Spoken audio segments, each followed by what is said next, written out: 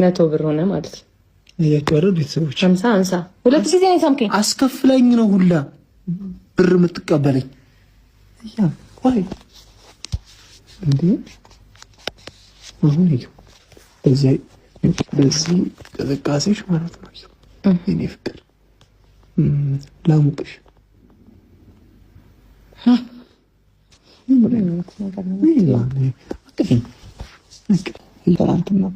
ምነግርህ ጉዳይ አለ የምትል ነገር ነው።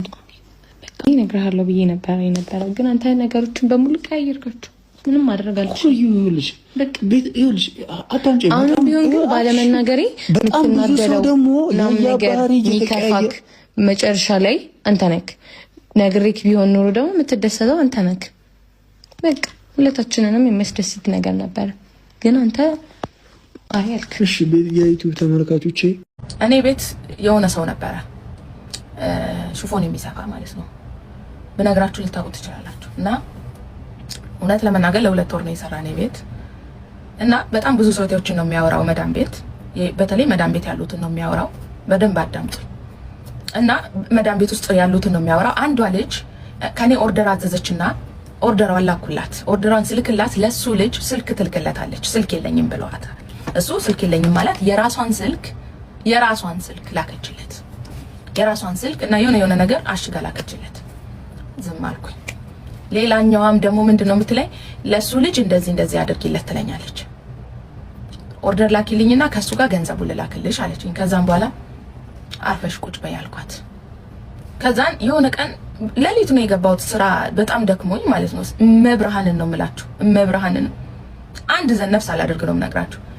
ከሱቅ መጥቼ በጣም ደክሞኝ ከዛን የኔ ጨዋ ልጆች አሉኝ፣ ሽፎን የሚሰፉ ልጆች፣ ጨዋ ልጆች ስለ እውነት ለማውራት ማለት ነውና አንደኛው ልጅ ሽፎን የሚሰፋው እራታቸውን እየሰሩ ነው። ልጁ ደግሞ እዚች ጋር ቁጭ ብለዋል። ኮሊደሯ ላይ ገባ ብለው ሰው ሲገባ አይታይም። ገባ ብሎ ነው ያለው፣ ቁጭ ብለዋል። ከዛ አንደኛዋ ደግሞ ሌላኛዋ አለች። ብር ላኪልኝ ብሏት አልተመቻትም መሰለኝ ገንዘብ ለመስጠት ለዲሊቨሪ ማለት ነው። ከዛ ልክ በሩ እንደከፍል እቺ ሻርሙጣ ደግሞ ብር ላኪ ብያት እንኳን ዛሬ ሳትልቀረች እቺ ከንቱ እቺ ማን ብለው እንዴት እንደሚናደድ እንዴት እንደሚናገር እግዚአብሔርን ቀጥ ብዬ ነው የቀረሁት እዛው ማለት ነው። ግን አልተናገርኩም። ጸጥ አልኩኝ። ወደ ክላሴ ገባው ወጣው፣ ደነገጥኩ። ሽንት ቤት ገባው ወደ ክላሴ። መናገርም ፈለኩ፣ ዝምም አልኩ። ከዛን ለካ ልጁ በጣም የዋ ነው የሚመስለው። እውነት እኔን ራሱ ሸውዶኛል። ስለ እውነት ነው የዋ ነው የሚመስለው። የዋ መስሎኝ ነው ላይ ያመጣሁት እዚህ ሽፎን እንዲሰፋ ማለት ነው። ማርያምን በጣም 3 ልጆች ነበረ የመጡት። ከ3ቱ የዋ መስሎኝ ደግሞ ካምፓኒ ነበር የሚሰራውና ካምፓኒ ነበር ሲሰራ ስለነበረ ቢያንስ እንኳን ሽፎኑን ሁሉ መስፋት አይችልም።